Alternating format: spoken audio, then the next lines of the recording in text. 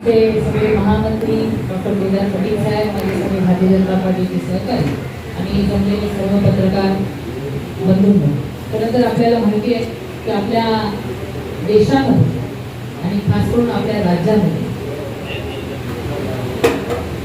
मोदीजींच्या नेतृत्वामध्ये शेतकऱ्यांना सन्मान द्यायचं आणि शेतकऱ्यांना आधार द्यायचं, शेतकऱ्यांना आत्मनिर्भर बनवण्याचं काम 2014 पासून सातत्याने वेगवेगळ्या योजना आणून चालू आहे. शेतकऱ्यांना करता यावी यासाठी पंतप्रधान नरेंद्र मोदीजी आणि मुख्यमंत्री देवेंद्र फडणवीस साहेब सातत्याने वेगवेगळ्या योजना आणत आहेत आणि त्या डायरेक्ट शेतकऱ्यांच्यापर्यंत पोहोचवल्या जातात.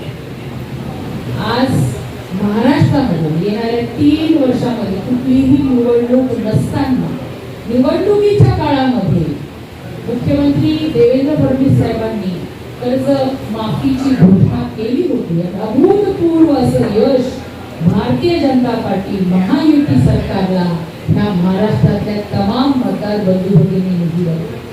नंतर झालेल्या लोकल बॉडी इलेक्शन, स्थानिक स्वराज्य संस्थांमध्ये सुद्धा आपण बघितलं, महानगरपालिका, जिल्हा परिषदा, नगरपालिका 80% 90% ठिकाणी फक्त भाजपा आणि महायुती सत्तेमध्ये आलेली आहे. कारण हा विश्वास महाराष्ट्रातील तमाम जनतेचा हा मुख्यमंत्री महोदयांवरती, महायुतीच्या नेत्यांवरती आणि म्हणून जो शब्द आपण दिलेला आहे त्या शब्दाची योग्य वेळी पूर्तता करणार हे वारंवार मुख्यमंत्री महोदय सांगत होते. आणि या राज्यामध्ये आतापर्यंत 4दा शेतकऱ्यांची कर्जमाफी झाली, पण त्यातली 2 वेळा कर्जमाफी करणारे मुख्यमंत्री म्हणजे देवेंद्र फडणवीस साहेब. 2017 मध्ये मुख्यमंत्री महोदयाच्या नेतृत्वात छत्रपती शिवाजी महाराज कर्जमुक्ती योजना आणि त्यामध्ये 38,000 कोटी रुपये ते कर्जमुक्तीसाठी महाराष्ट्रातल्या शेतकरी बंधू भगिनींना देण्यात आले. आणि त्यानंतर आता दुसरी कर्जमाफी होत आहे, ती म्हणजे पुण्यश्लोक अहिल्यादेवी होळकर कर्जमुक्ती योजना. त्याच्या अंतर्गत 56 लाख शेतकऱ्यांना सुमारे 42,000 कोटी रुपये ही कर्जमाफ करण्यात येणार आहे. आणि त्याचा पहिली यादी सुद्धा आलेली आहे.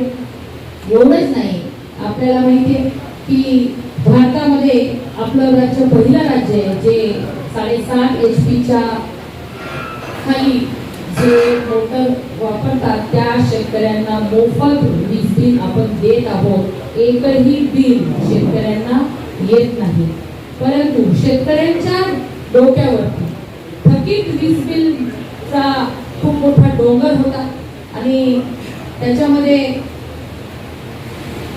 त्या 48,000 कोटी रुपयाचं थकीत वीज बिल होतं.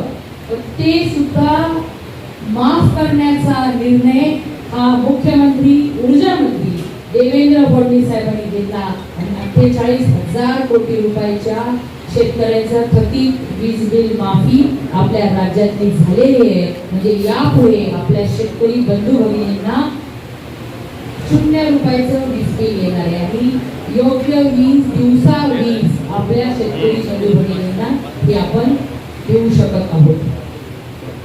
शेतकऱ्यांच्या अनेक वेगवेगळ्या योजना